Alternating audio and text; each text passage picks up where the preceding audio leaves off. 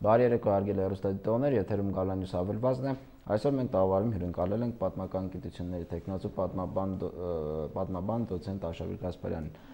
Բարի երեկո, պարոն Գասպարյան։ Սեպտեմբերի ամիսը կարծես թե Հայաստանի թե Արցախի համար անկախության ամիս է, առանց կարծելու երևի։ Եվ բավականին տարօրինակ այսպես վերաբերմունք այդ անկախությունների նկատմամբ, եթե հոգնագի թվով արտահայտվենք, թե Արցախի մասով, թե Հայաստանի Հանրապետության անկախության։ Այդ վերաբերմունքի մասին խոսենք մի փոքր ավելի ուշ, այժմ պատմական ակնարկ կատարենք այդ ժամանակահատվածին, ինչպես ստացվեց անկախությունը, շատերի կարծիքով պարտադրված անկախություններ, մյուսների կարծիքով նվաճված, կարծես այդ առումով էլ համաձայնություն չկա, վերջով այդ անկախությունը մեզ նվիրվել է, թե նվաճել ենք։ Իրոք անկախությունը բացառիկ արժեք է, ես կասեմ անկնադելի արժեք է, եւ յուրաքանչյուր ազգ անկախության է հասնում իր արժանինքներին համապատասխան։ Ուղղակի հարցը կայանում է նրանում, որ տվյալ ազգը պետք է կարողանա ճիշտ գնահատել անկախությունը, արժևորել այդ անկախությունը եւ հբարտանալ այդ անկախությամբ։ Ցավոք, դուք ճիշտ եք, մեր հասարակության մի զգալի մասը չի կարողանում ճիշտ գնահատել անկախությունը եւ շատ հաճախ անկախությունը սկսում են նույնացնել սոցիալ-տնտեսական հարցերի հետ, որը բնավ է ճիշտ մոտեցում չէ։ Իհարկե մարդիկ այսօր իրավացի կերպով մեզ հարց են տալիս. «Միտե սա է անկախությունը, միտե մենք սրա համար ենք պայքարել»։ Ոչ, մենք պայքարել ենք անկախության համար։ Անկախություն նշանակում է մի այնպիսի համակարգ, որի դեպքում պետք է գործեն օրենքները եւ որի դեպքում պետք է բարձր լինի հասարակության կենսամակարդակը։ Դարեր շարունակ հայ ժողովուրդը երազել է անկախության մասին։ Տեսեք 91 թվականի սեպտեմբերի 21-ին հանրաքվեի միջոցով մենք այո ասեցինք անկախությանը եւ գիտեք ինչպիսի հարաբերությամբ 2,43,000 մարդ ընտրողների իրավունք ունեցողների 94% այո ասաց անկախությանը։ Միտե որևիցե այլ կարող էր ոչ ասել։ Չէ որ հարյուրամյակներ շարունակ մենք երազել ենք անկախության մասին, բայց ցավալին կայանում է նրանում, որ այդ անկախությունը իրոք մենք չենք կարողացել գնահատել, պահպանել եւ արդյունքում մենք ստիպված կորցրել ենք անկախությունը։ Հետո ծանր զրկանքների գնով, այրան գնով, նյութական մարդկային կորուստների գնով վերականգնել ենք այդ անկախությունը։ Հիմա եթե վերադառնանք պատմությանը, ինչպիսի նախապայմաններ կային, ինչպիսի նախադրյալներ կային այդ անկախությունից առաջ եւ ի վերջո նշում է, որ խորհրդային համակարգում Հայաստանի Հանրապետությունը երևի թե միակ կամ միակներից մեկն է, ով ԽՍՀՄ սահմանադրության համապատասխան է դուրս եկել սովետական միությունից։ Դուք շատ ճիշտ եք։ Եթե վերցնում ենք անկախությունը եւ պատմական էքսկուրս ենք կատարում, 600 տարի շարունակ մենք չենք ունեցել անկախություն։ Կիլիկիայի պետության անկումից հետո 600 տարի մենք անկախություն չենք ունեցել։ 1918 թվականին մայիսյան հերոսամարտերի շնորհիվ մենք կարողացանք կերտել անկախությունը, ստեղծել Հայաստանի առաջին հանրապետությունը։ Ցավոք չպահպանվեց, կործանվեց։ Եկավ երկրորդը խորհրդային հանրապետությունը, որը անկախ չէր։ Տեսեք ինչն է, այստեղ մենք շատերը երկրորդ չեն համարում, ասում են երկրորդ։ Չէ, ուզենք թե չուզենք դա հանրապետություններ մեր պատմություններ, մենք երբեք չենք փախչում մեր պատմությունից, առավելապես խորհրդային շրջանում Հայաստանը նույնպես ունեցել է աննախադեպ զարգացում եւ չի կարելի այդ ամենը անտեսել։ Ուղղակի այո, երրորդ հանրապետությունը մենք ավելի շատ կապում ենք առաջին հանրապետության հետ։ Ինչն էր դրան նախորդ է։ 1985 թվականին սկսվեց Գորբաչովյան վերակառուցումը, իսկ 1988 թվականի փետրվարի 20-ին սկսվեց Արցախյան շարժումը։ Եվ այդ Արցախյան շարժման ազատագրական ֆոնի վրա առաջ եկավ նաև անկախության գաղափարը, որը ըստ էության 91 թվականի սեպտեմբերի 21-ին հասավ իր տրամաբանական։ Այսինքն Արցախյան շարժումը այսպես գեներատոր էր։ Այո, Արցախյան շարժումը արագացրեց, Գորբաչովյան վերակառուցումը արագացրեց, ընդ որում նախադրյալներ կան, որովհետև հարցը կանում է նրանում, որ այդ անկախությունը որ եկավ մենք պատրաստ չենք դրան։ Պետք է ճիշտը նշենք, այ անկախությունը։ Այսինքն այդ 70 տարիների ընթացքում հասարակության գերակշիռ մեծամասնությունը չէր մտածել, որ կարող են անկախություն։ Իհարկե, մենք դաստիարակվել ենք խորհրդային գաղափարախոսությամբ, մենք համարում ենք խորհրդային միությունը ազատ, անկախ, իրավավասար երկիր եւ ամենևին չենք մտածում։ Իսկ ովքեր որ մտածում են, եղել են նաեւ մտածողներ, չէ, լավագույն դեպքում բանդեր են նետվում։ Հիմա հարցը կայանում է նրանում, որ իրոք դրա նախադրյալները ԽՍՀՄ հանրաքվեի դեպքում կար։ 91 թվականի մարտի 17-ին նույն Գորբաչովը ԽՍՀՄ մագարտակով անցրեց հանրաքվե։ ցանկանում եք լինել խորհրդային միության կազմում կամ նորացված խորհրդային միություն, ինչպես ասում են։ Եվ բոլորը այո մասնակցեցին, բացի Հայաստանից։ Հայաստանը իրոք որտեղ գրեց սահմանադրական ուղին եւ որոշեց ԽՍՀՄ սահմանադրության համընթաց 91 թվականի սեպտեմբերի 21-ին անցկացնել իր հանրաքվեն։ Եվ իրոք այդ հանրաքվեն անցկացվեց եւ մենք պետք է կարեւորենք, որ այդ հանրաքվեն ոչ միայն պատմական փաստաթուղթ է մեզ համար, այդ հանրաքվեն նաեւ արյան կան չէ։ Ես կարևորում եմ դա նախնած պատկամին հավատարմության մի յուրօրինակ երթում էր, երբ մեր ժողովրդին վիճակված էր վերականգնելու պատմական արտարությունը եւ առավել եւս նրան էր վիճակված զուջելու իր ժողովրդի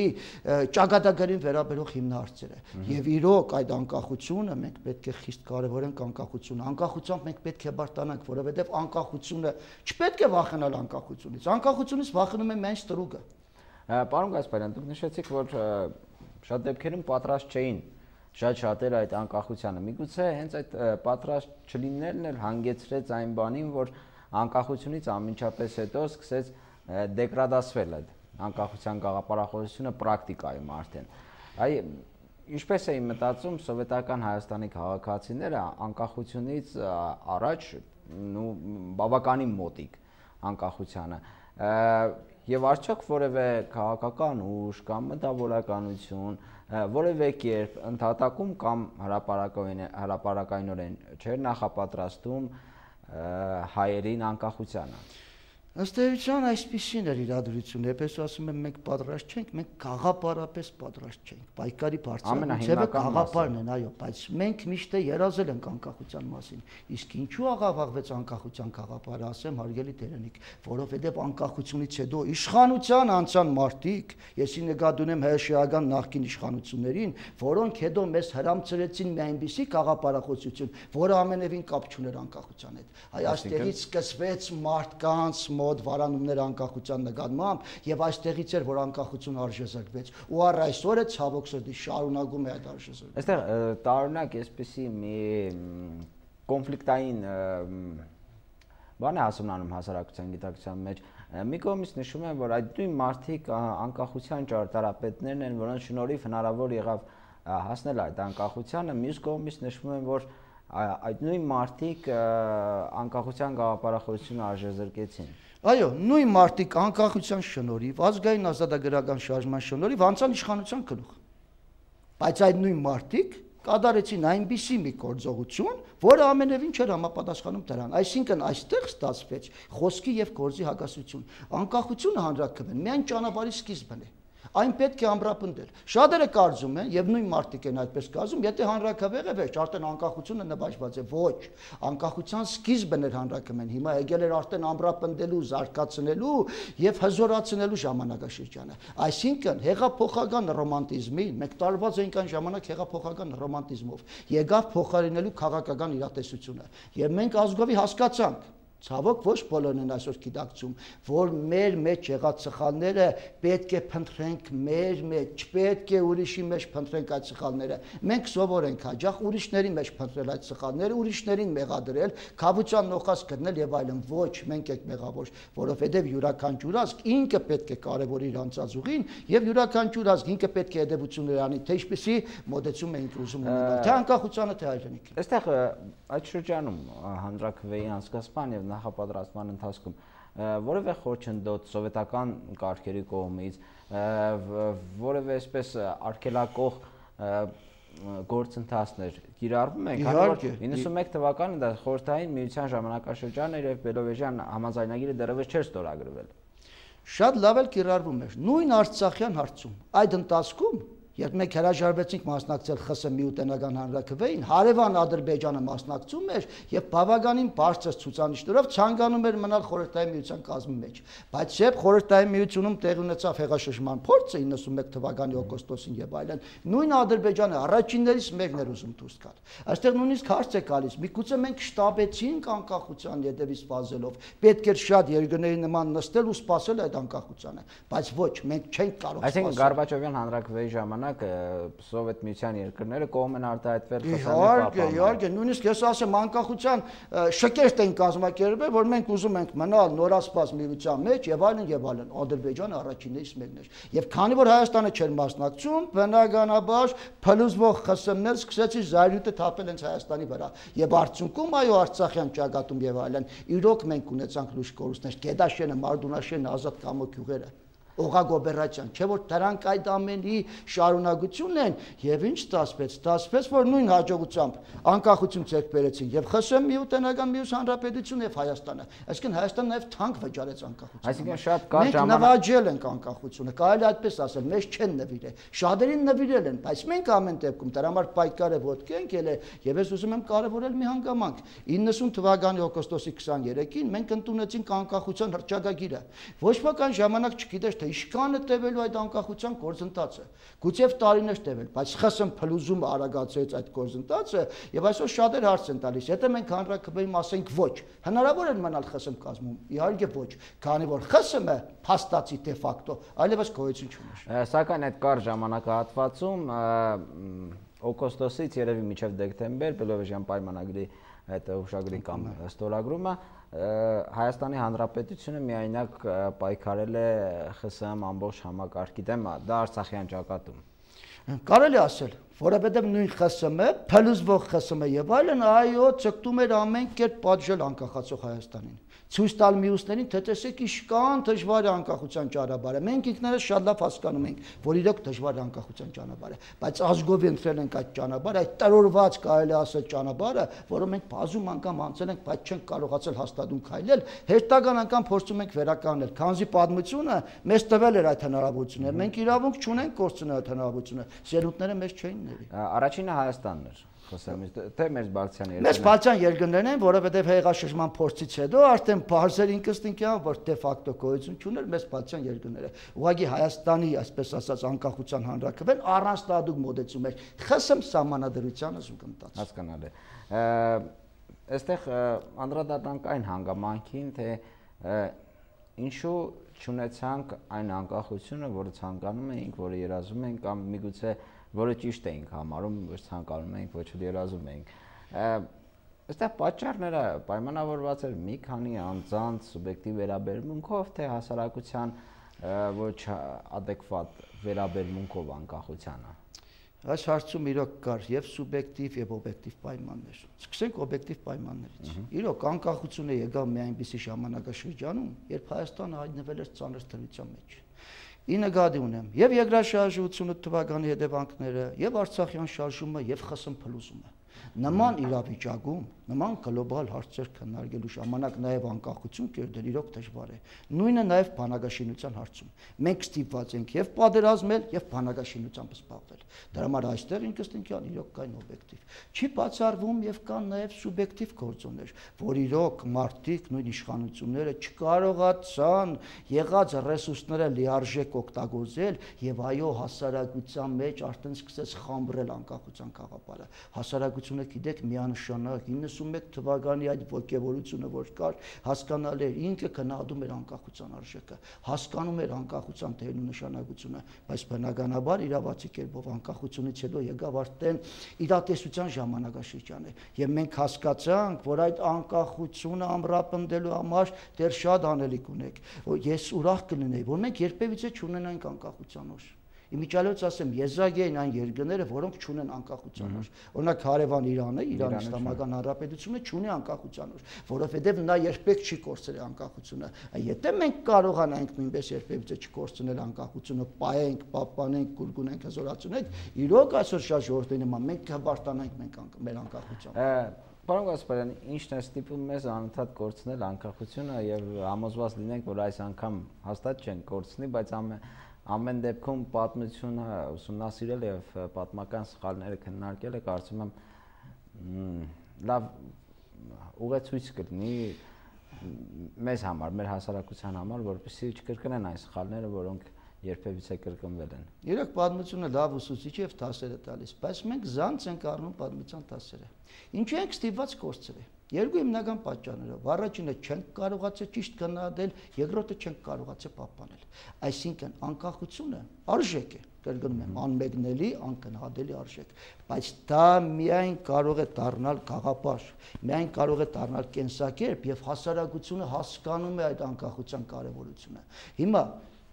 պատմական հանգամանքների բերումով, նաև ես ասեմ, դա մեր հոգեբանության մեջ է նստած եղել։ Հարյուրամյակներ շարունակ մենք չենք ունեցել pedagogiություն եւ կարծես թե վարժվել ենք այս կամ այն օդար լճի տակ տառապելու սկզբունքին, բայց գալիս է մի շրջան, որ դու ինքդ հասկանում ես եւ կարեւորում ես մի կարեւոր հանգամանք, որ իրոք դու որպես ազգ պետք է անկախ լինես։ Հիմա տեսեք անհետեթություն է ստացվում։ Հազարամյակների պատմություն ունեցող երկիրը Հայաստանը ունի հանրապետություն ընդամենը 20 տարեկան։ Օրինակ տարիներ առաջ ես ասում եի, մեր հանրապետությունը դեռ մանուկ է,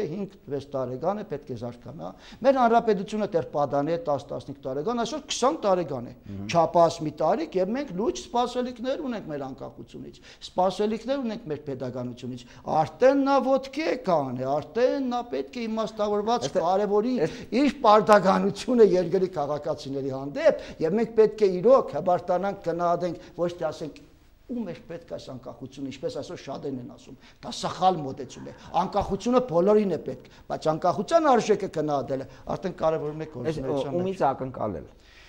Անկախությունը այդ վերաբերմունքը, անկախությունը չէ, անկախության նկատմամբ հարգանք, անկախության նկատմամբ գնահատական, այսպես վերաբերում եւ հասարակությունից եւ իշխանությունից։ Առաջինը ես կասեի հասարակությունից։ Հասարակությունը ինքը պետք է հասկանա։ Մենք բոլորս գործ ունենք այդ ոլորտում։ Օրինակ պետք է սկսենք մտավորականներից։ Առաջին հերթին հայ երեխային, հայ աշակերտին, հայ ուսանողին պետք է դաստիարակել միասնության գաղափարով, ոչ թե տարանջատված։ Այսօր ինչ է ստացվում։ Այսօր հայ երիտասարդը ավելի շատ իր հայացքը հառում է դեպի Եվրոպա։ Հիանում է եվրոպական արժեքներով։ Ես դեմ չեմ Եվրամիության ինտեգրացմանը եւ այլն, բայց մենք պետք է առաջին հերթին հային բնորոշ հատկանիշները զարգացնենք, իսկ դրանց մեջ առաջին հերթին պետք է լինի եւ անկախությունը, եւ լեզու, եւ մշակույթը, եւ կրոնը, եւ ինչու՞ չի հայապահպանության խնդիրը։ Նոր այդ ժամանակ մենք կարող ենք ակնկալել, որ հասարակությունը հասկացել է այդ արժեքները եւ այդ հասարակությունը պատրաստ է լիիրավ կերպով տնօրինելու այն խնդիրները, որոնք իր առջեւ տնում են նույն անկախությունը։ Եվ իհարկե աջակցենք, փարվենք մեր պետականությունը։ Եթե մինչեւ 1994 թվականը պատերազմական գործողություններ էին 94 թվականից հետո զինադադար հաստատվեց, լուծվեց էներգետիկ ճգնաժամի խնդիրը,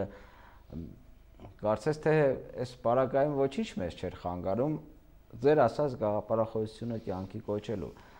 Հասարակությունը չպարտադրեց իշխանությանը, իշխանությունը հակառակը արեց, միգուցե իրոք մեզ համար շատ խորտ է անկախությունը։ Ոչ, մեկ մինուս էր այստեղ նկատվում։ Հասարակությունը գաղափարապես պատրաստ չէ այդ անկախությանը։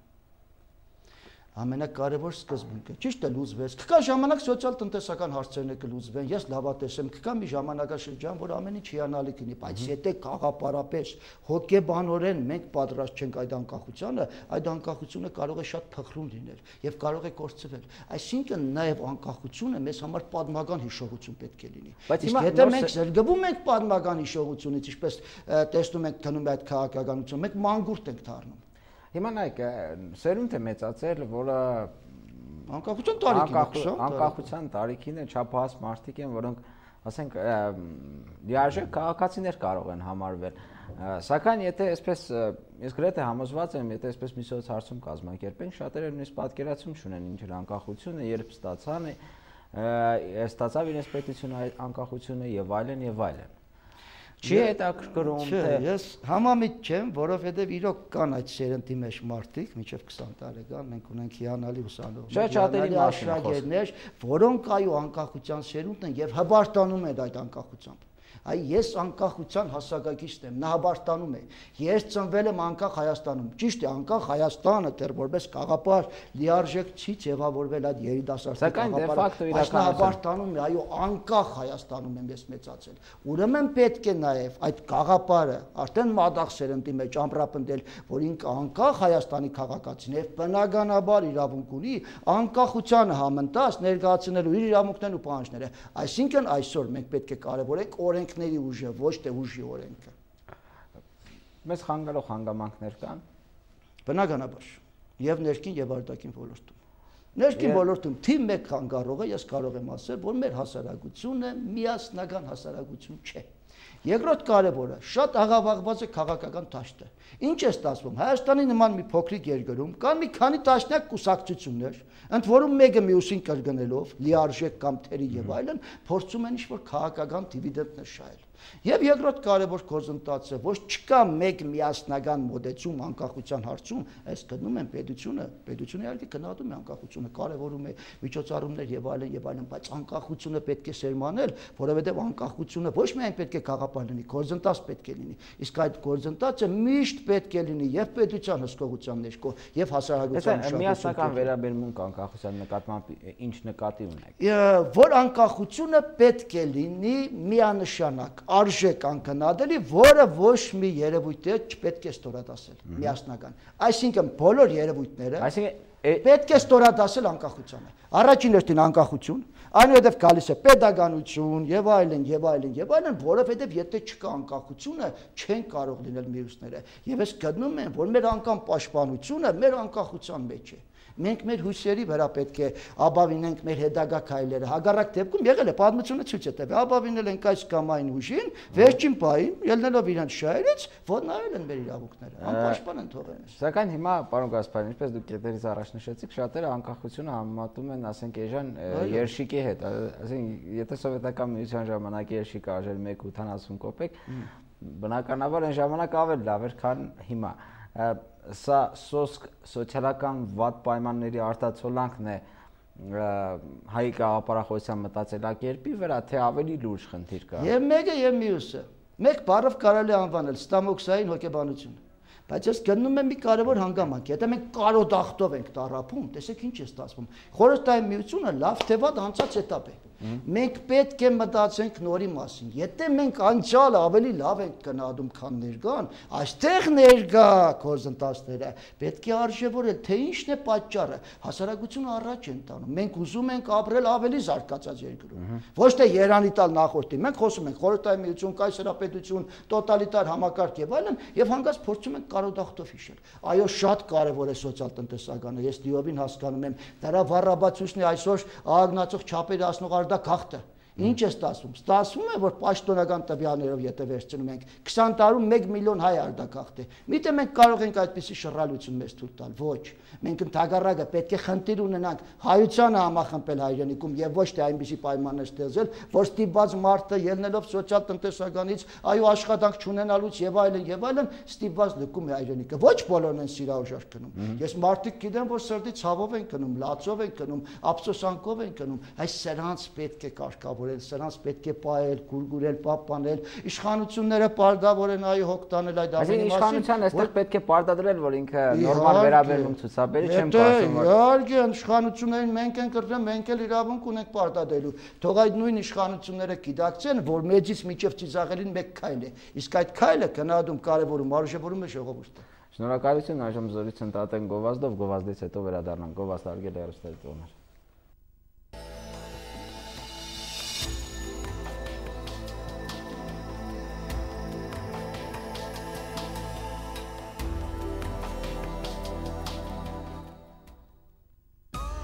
Հատուկ բաղադրատոմսով պատրաստված բարձրակարգոճար Նոյեմի դասական։ Նորանուն հայրենական արտադրության մեջ։ Բրիտանական հոսքագիծ, տեսակավոր բարձրակարգ հումք եւ կատարյալ որակ։ Նոյեմի, հայկական եռանդի ու եվրոպական որակի լավագույն համադրություն, մաքրության եւ թարմության նոր բանաձև։ Նոյեմի։ Escape into your dream։ Արտադրված է Գյումրիում։ Հարցրեք վաճառակետերում։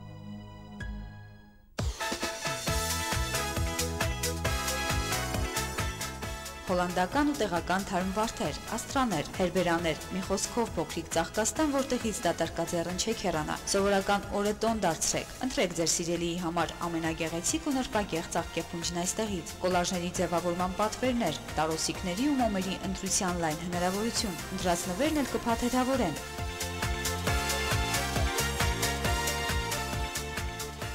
Իզան, փոքրիկ ծաղկաստան։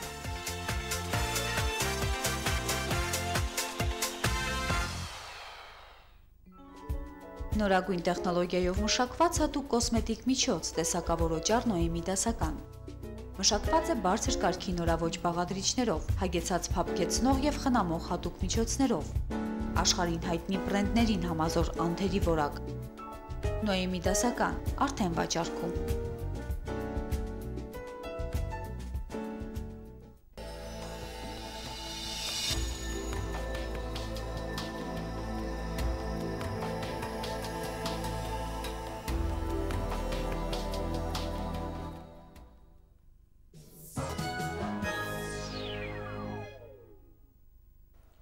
Հարգելի հեռուստադիտողներ, շարունակում ենք զրույցը պատմաբան Արշավիր Գասպարյանի հետ։ Պարոն Գասպարյան, այժմ անդրադառնանք անկախության, ինչպես մեր խոսակցության հենց սկզբում նշեցինք, բաղկացուցիչ մասերից մեկին, դա Արցախյան շարժումն էր, Արցախյան հակամարտությունը եւ ի վերջո Արցախի անկախ հանրապետությունը, որի անկախության տոնը նշվում է սեպտեմբերի 2-ին բավականին մոտիկ է եւ ավելի շուտ։ Այո։ Երևի առաջին հայկական պետությունը Արցախի հանրապետությունն էր, հետո նոր Հայաստանի հանրապետություն։ Պատմականորեն որպես պատմական, այո, պատմական փաստ է։ Մեզ այժմ շատերը Արցախի անկախ հանրապետությունը դե ֆակտո, չնայած դե յուրը, որը մենք կողմից չի ճանաչվել, բայց ամեն դեպքում շատերի համար բեռ է թվում։ Շատերը նշում են, որ Արցախի հանրապետությունն, Արցախի հակամարտությունը դա ամենակարևոր գործոնն է, որը խոչընդոտում է մեր լավ ապրելուն, ասենք էժան նրբերշիկ ուտելուն կամ չգիտեմ։ Ես այդ կարծիքին չեմ։ Ընդհակառակը ես գտնում եմ, որ Արցախյան հարցը մեր հայկական հարցի լուծման մի մասնիկն է։ Կարևորենք միանգամանք, Արցախը մեծ հայքի աշխարհներից նահանգներից մեկն է, եւ Արցախյան շարժումը լինելով օրինաչափ, ինչ եմ ասում օրինաչափ 1921 թվականին Արցախը հայտնվեց Ադրբեջանի կազմում եւ ինչ պայմաններով 95% հայություն էր ապրում Արցախում 1988-ին երբ բռնկվեց Արցախյան շարժումը Արցախում ապրում էր ընդամենը 75% հարց է առաջ գալիս ինչ եղան Արցախին սպառնում էր Նախիջևանի ճակատագիրը որտեղ արդեն հայեր չկային եւ դրա համար Արցախցին իրոք պայքարի դրոշ պարզեց եւ Հայաստանը պարտավոր էր աջակցել Արցախին եթե իրոք մենք չաջակցենք Արցախին իրոք դրանով մենք կփակենք մեր պատմության վերջին էջը տրվել էր հնարավորությունը եւ մենք ոտքի ելանք այլ ընթացք ստացավ Արցախի հարցը Եթե մենք Արցախի հարցում ոտքի ելանք խորհրդային ժամանակաշրջանին հadoop լոզունգներով Լենին Պարծակարբաչով հիշում եք հապա Ադրբեջանը հագադրեց այդ ամենին բիրտ ուժի քաղաքականությունը Սումգայիթ Բաքու եւ այլն Այսինքն Արցախի հարցն էր փորձարվում այդ ընթացքում լուծել սահմանադրական ճանապարհով Նույն Կարբաչովը նշեց Արցախը դարձավ վերակառուցման փորձակար Իսկ վերջերս նույն Կարբաչովն ասում էր ես սխալվեցի Արցախյան հարցում ցավոք ուշ էր ասում 20 տարի հետո Արցախյան այդ հարցը իրոք ցույց տվեց այդ վերակառուցման ազգային քաղաքականության սնանկությունը Երբ մենք խոսում ենք ազգային քաղաքականության մասին ԽՍՀՄ-ում եւ նշում ենք, որ խորհրդային միությունում ապրում են 100-ից ավելի ազգեր եւ ազգություններ, որոնք գտնվում են եղբայրական հարաբերությունների մեջ, Արցախը ցայտուն կերպով ցույց տվեց այդ ամենը։ Եվ ստացվեց այնպես, որ Արցախյան պայքարը օրինաչափ բնույթով պետք է զարգանար։ Հայաստանը պարտավոր էր եւ աջակցեց։ Հարցը մտավ փակուղի, որովհետև կենտրոնը ի սկզբանե բացասական դիրք գրավեց Արցախի հանդեպ։ Մեզ անվանելով ծայրահեղականներ, էքստրեմիստ եւ այլն եւ այլն։ Ու արդեն ստացվեց, որ մենք հրաժարվեցինք մեր լոզունգներից, այ Լենին Պարծակարբաչովը վերացավ։ Ու այստեղ անկախության գաղափար առաջ եկավ։ Ես հիշում եմ, օրինակ այդ միտինգների ժամանակ փետրվարի 20-ից 27-ը, երբ փորձ էր արվում խոսել անկախության մասին, որևիցե մեկի կողմից, անմիջապես դրեցում են ոչ մի անկախություն, մենք ուզում ենք այդ հարցը լուծել խորհրդային միության սահմաններում, ԽՍՀՄ սահմանադրության համընթաց 70 հոդվածի համահունչ, բայց երբ զգացինք մեր վրա զգացինք, որ այդ ամենը ընդամենը ձևականություն է եւ ամենևին չի համապատասխանում մեր ազգային շահերին, բռնեցինք անկախության ուղին։ Արցախի հարցում, Արցախը պետք է ասեմ ճիշտ դիրք որոշում ընդունեց։ Սկզբում գիտեք, Արցախը մարզ խորհուրդը որոշել էր միանալ մայր հայրենիքին։ Հակառակ որոշում ընդունեց Ադրբեջանը։ Իսկ խորհրդային անկադար սահմանադրությունը փաստորեն ցայտուն կերպով դրսևորվեց։ Իսկ կենտրոնն արդեն ինչպիսի վերաբերմունք ցույց տվեց եւ Արցախը ճիշտ քայլ ընտրեց։ Անկախության հանրաքվե սեպտեմբերի 2-ին։ Ես լիահույս եմ, որ մի օր մեկը կճանաչի Ուրուգվայը, խոսում են ցեղասպանության տարբերակով, թեկուզ Ուրուգվայի օրինակի համար, կճանաչի Արցախը եւ արդեն այդ դե ֆակտոն կդառնա թե յուրե, թեկուզ մենք ունենանք երկու հայկական պետություն։ Բայց վաղ թե ուշ նույն ժողովուրդն է միավորվելու է։ Ընդունելի տարբերակի երկու հանրապետության գոյություն էնել ներկա պայմաններում այո։ Եթե մենք ներկա պայմաններում ընդունում ենք այդ բանակցային փուլը,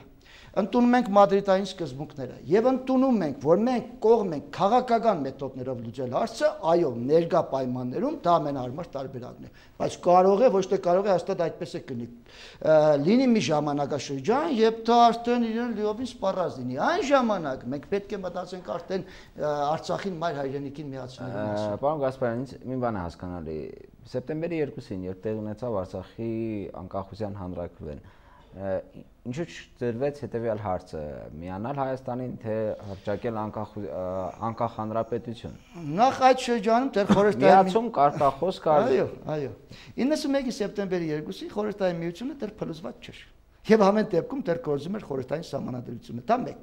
Երկրորդ կարևոր հանգամանքը, որ նման մոդեցումները տարան փակուղի, ի նկատի ունեմ հակադիր որոշումներ եւ այլն, եւ Արցախը այստեղ կարևորեց ինքնորոշման սկզբունքը, չէ՞ որ նույն Լենինյան ազգային քաղաքականության համաձայն յուրաքանչյուր ազգ իրավունք ունի ինքնորոշվելու, ինքը որոշելու ճակատագիրը, եւ Արցախը գնաց անկախության ուղիով։ Դա այն տարբերակն էր, որից պետք էր ելք գտնել, գտավ այդ ելքը։ Հիմա մնում է, որ այդ Արցախի անկախությունը ամրապնդվի, նա դառնա դե յուրե, որպես պետական միավոր եւ այլն, անպայման կնի։ Գիտեք ինչ, ես գտնում եմ, որ Արցախին մենք պետք է նայենք Կոսովոյի եւ Աբխազիայի տեսանկյունով, եւ ոչ թե ասենք խորհրդային տեսանկյունով, որովհետեւ այստեղ եթե գնաց այդ գործընթացը ճանաչման, հիմա Արցախի հարցում շատ լավ գիտենք ինչպիսի շահեր են բախվում քաղաքական, տնտեսական, ռազմավարական եւ այլն, բայց քաղաքականությունը հնարավորությունների արվեստն է։ Մի գեղեցիկ օր կարող է այդ ամենը փոխվել եւ մենք հայտնվենք նոր իրադրության առջեւ։ Այն ժամանակ մենք պարտավոր ենք ճիշտ քայլեր իրականացնել։ Այսինքն, եթե այսպես ընդհանուր նայենք իրավիճակին, եթե Արցախյան հակամարտությունը համարվել է Արցախի անկախությունը Հայաստանի Հանրապետության անկախության գեներատորը եւ կարծես սիմվոլը, եթե ավելի այսպես պատկերավոր արտահայտվենք, ուրեմն Արցախի հարցի տապալումը կամ Արցախյան հակամարտության խաղաղ կարգավորման տապալումը կարող է հանգեցնել նաև Հայաստանի պետականության հետ կապված շատ ու շատ խնդիրների առաջացման։ Չի բացառվում։ Ես կասեի նաև միջազգային դիրքերի խախտմանը։ Ես կավելացնեի նաև մարդու իրավունքները, ես կավելացնեի նաև ազգային արժանապատվությունը, ես կավելացնեի հայապահպանության խնդիրը։ Այո, բոլոր տեսանկյունով, համար մենք նախանձախնդիր կերպով Արցախի հարցում, ինչպիսին ուզում է իրավիճակը, պետք է հետամուտ լինենք, որովհետև Արցախում իրոք պահպանվում են նաև մեր ազգային կենսական շահերը։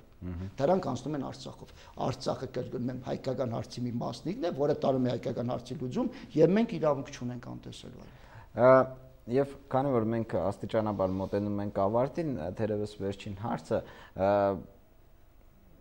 անկախությունը հայ ժողովրդի համար դա վերջնական նվաճում է, անկախ հանրապետություն, որը պետք է զարգացնել եւ այսպես տանել պատմության ուղիներով, թե սա հայկական հարցի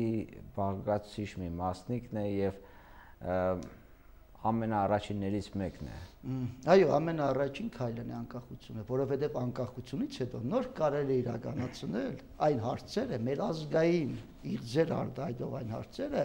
քանզի անկախությունից հետո նոր սկսվում է բուն գործընթացը, գալիս է իրատեսության շրջանը, բայց քանի դեռ չկա այդ անկախությունը, մնացած բոլոր հարցերն ավոց չէ լուծել։ Պետականությունը զուտ անկախության ծնունդ է, բանակը զուտ անկախության ծնունդ է, մարդկանց նոր ձևավորվող հոգեբանությունը անկախության ծնունդ է։ Մեր բոլոր չարիքները պայմանավորված են նրանով, որ մենք չենք ունեցել անկախություն եւ պետականություն։ Դրա համար էլ պետությանը նայում ենք որպես օտարածին մարմնի, որին պետք է մերժել։ Վատ ենք անում, պետությանը մենք պետք է նայենք հարազատ աչքերով։ Պետությունն էլ է պարտավոր, որովհետև պետությունը մեր հայրն է եւ պարտավոր է հոր նման իր պարտավորությունները։ Պետությունը ոչ թե իշխանությունը։ Այո,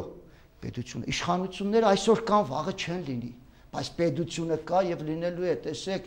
զարգացած երկրներում կա համակարգային փոփոխության խնդիր է առաջ գալիս, բարեփոխումներ։ Համակարգը, գիտեք ինչպես է, կարելի է նաեւ համակարգային, բայց այնպիսի փոփոխություններ, որոնք նորից պետք է համապատասխանեն եւ մեր ազգային մենտալիտետին եւ նաեւ պետության գոյությանը։ Այո, անկախությունը թարավոր իղձեր երազանքեր։ Հիմա մենք ունենք այդ անկախությունը։ Կատարված է առաջին քայլը։ Մնում է, որ այդ քայլը դարձնել շարունակական, իսկ եթե առաջին քայլը հաստատ է կատարում, բնականաբար արդեն մյուս քայլերն եք հաջորդեն դրան։ Իսկ եթե հաստատուն արդեն կանգնում ես քո անկախության վրա, պետականության վրա, քո ժողովրդի հասարակության լավատեսական գաղափարներով ես օժտված, ապա դու իրոք կունենաս ապագա։ Չնայած 20 տարի է անցել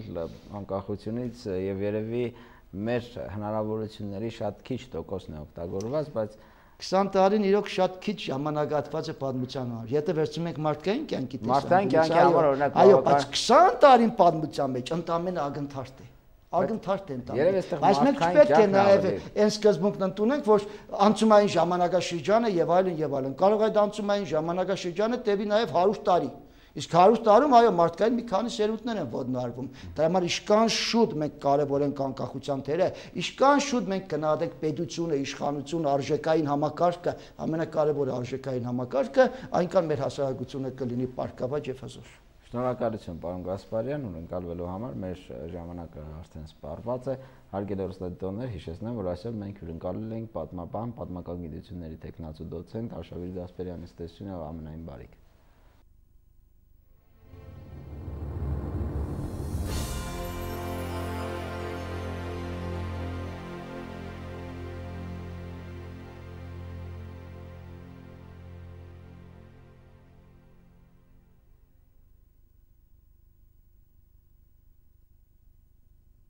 Думаю, что мы родственные души. Рокси, ты выйдешь за меня? Вы распространяли